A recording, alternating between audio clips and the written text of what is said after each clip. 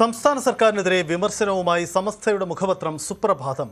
PM Shri പദ്ധതിയിൽ വ്യക്തതയില്ലാത്ത നിലപാടാണ് സതീശൻ സർക്കാർ സ്വീകരിക്കുന്നത്.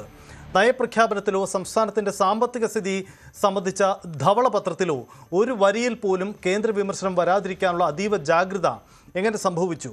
കഴിഞ്ഞ സർക്കാരിന്റെ കാലത്ത് പല്ലും നഖവും ഉപയോഗിച്ച് ഇന്നത്തെ മുഖ്യമന്ത്രി ഉൾപ്പെടെയുള്ളവർ ശക്തിയുക്തം എതിർത്ത പല കാര്യങ്ങളും നടപ്പിലാക്കാനുള്ള വ്യഗ്രത എന്തിനാണെന്നും മുഖപത്രത്തിൽ ചോദിക്കുന്നു. VD സതീശൻ സർക്കാർ അധികാരത്തിലേറി കേവലം ഒരു മാസം പിന്നീട് മുൻപെയാണ് UDFനെ പിന്തുണയ്ക്കുന്നു എന്ന് അവകാശപ്പെടുന്ന സമസ്തയുടെ മുഖപത്രമായ സുപ്രഭാതത്തിൽ അവർക്കെതിരെ വിമർശനം ഉയർന്നിരിക്കുന്നത് എന്നുള്ളതാണ് പ്രധാനപ്പെട്ട ഒരു കാര്യം. കേന്ദ്രത്തിനോടുള്ള VD സതീശൻ സർക്കാരിൻ്റെ സമീപനമാണ്, നിലപാടാണ് വിമർശന ആധാരമായിട്ടുള്ളത്. ഏറ്റവും പ്രധാനമായിട്ട് അവർ എടുത്തു പറയുന്നത് PM ശ്രീയിൽ സർക്കാർ നിലപാട് വ്യക്തമാക്കുന്നില്ല എന്നുള്ളത് തന്നെയാണ്. കഴിഞ്ഞ സർക്കാരിൻ്റെ നടപടികളെ നിശിതമായി വിമർശിച്ച് അധികാരത്തിലെത്തിയ VD സതീശൻ സർക്കാർ പക്ഷേ PM ശ്രീ വിഷയത്തിൽ എന്താണ് നടപടി, നിലപാട് എന്താണെന്നുള്ളത് തീരുമാനിക്കുന്നില്ല, അതിലൊരു അവ്യക്തത നിലനിൽക്കുന്നു എന്നുള്ളതാണ് പ്രധാനപ്പെട്ട വിമർശനത്തിന് ആധാരമായിട്ടുള്ളത്.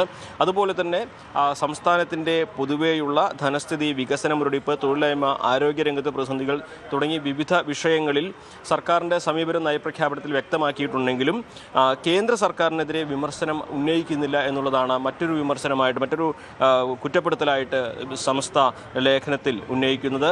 അതായത് കേന്ദ്ര സർക്കാരിൻ്റെ സമീപനങ്ങൾക്ക് ഒരു മറുപടി അല്ലെങ്കിൽ അതിനെക്കുറിച്ച് വിശദമായിട്ടുള്ള ഒരു വിമർശനം നടത്താൻ പോലും VD സതീശൻ തയ്യാറാകുന്നില്ല. ഗവർണർ ഒരുപക്ഷെ നയപ്രഖ്യാപനത്തിൽ പറഞ്ഞില്ലെങ്കിൽ പോലും നിയമസഭയിൽ അക്കാര്യം പറയേണ്ടതായിരുന്നു. എന്തുകൊണ്ടാണ് VD സതീശൻ സർക്കാർ നിയമസഭയിൽ അതേക്കുറിച്ച് ഒരു വരി പോലും പറയാൻ തയ്യാറാകാതിരുന്ന ചോദ്യമാണ് ഈ ഒരു ലേഖനത്തിൽ, എഡിറ്റോറിയലിൽ പ്രധാനമായിട്ടും ഉന്നയിച്ചിരിക്കുന്നത്. ഈ രണ്ട് വിഷയങ്ങൾ കേന്ദ്രീകരിച്ചാണ് വിമർശനങ്ങൾ സമസ്തയുടെ മുഖപത്രമായ സുപ്രഭാതത്തിലുള്ളത്. അതുപോലെ തന്നെ ഒരു മുന്നറിയിപ്പ് കൂടി നൽകുകയാണ്. ഇത് വിമർശനമല്ല, ഒരു മുന്നറിയിപ്പാണ്. മറ്റുള്ളവർ എങ്ങനെയായിരുന്നു എന്നുള്ളത് കാണിക്കാനുള്ളൊരു മുന്നറിയിപ്പാണ്. മുൻപ് മടിയിൽ കനമില്ല എന്ന് പറഞ്ഞവർ ഇറങ്ങിപ്പോയതാണ്. അവർക്ക് പകരം ജനങ്ങൾ കയറ്റിയിരുത്തിയതാണ് നിങ്ങളെ. ഈ അധികാര കസേര മന്ത്രിമാരുടേതല്ല, അത് അവിടെ ഇരുത്തിയ ജനങ്ങളുടേത് കൂടിയാണ് എന്ന ഒരു മുന്നറിയിപ്പ്, എന്നൊരു വിമർശനം ഉന്നയിച്ചുകൊണ്ടാണ് സമസ്തയുടെ ഒരു ലേഖനം അവസാനിപ്പിക്കുന്നത്. അതായത് ഇത്രയും നേരത്തെ വിമർശനം നടത്തുന്നത് തെറ്റ് തിരുത്താൻ കൂടി വേണ്ടിയാണ് എന്ന ഒരു മുന്നറിയിപ്പാണ് സമസ്ത ഈ ലേഖനത്തിൽ ഉന്നയിക്കുന്നത്. എന്നാണെങ്കിലും വരുന്ന ദിവസങ്ങളിൽ PM ശ്രീ അടക്കം വിവിധ വിഷയങ്ങളിൽ സമസ്തയുടെ നിലപാട് സർക്കാരിനൊപ്പമായിരിക്കില്ല എന്ന് സൂചിപ്പിക്കുന്നത് കൂടിയാണ് ഇന്നത്തെ ഈ എഡിറ്റോറിയൽ ഉള്ളത്. ഇതിൽ പരസ്യ വിമർശനത്തിന് ഇനി സമസ്തയുടെ മറ്റ് സംഘടനാ നേതാക്കളും ഒക്കെ തയ്യാറാകുമോ എന്നുള്ളതാണ് അറിയേണ്ടത്. പ്രത്യേകിച്ച് മുസ്ലിം ലീഗിന് തന്നെ MSF വരെ ഈ ഒരു PM ശ്രീ വിഷയത്തിൽ സർക്കാരിൻ്റെ നിലപാടുകൾക്ക് അല്ലെങ്കിൽ PM ശ്രീ അംഗീകരിക്കുന്ന തരത്തിലേക്കല്ല നിലപാടുണ്ടാവുക എന്ന് വ്യക്തമാക്കിയ സാഹചര്യമുണ്ട്. അതെല്ലാം ചേർത്ത് വായിക്കുമ്പോൾ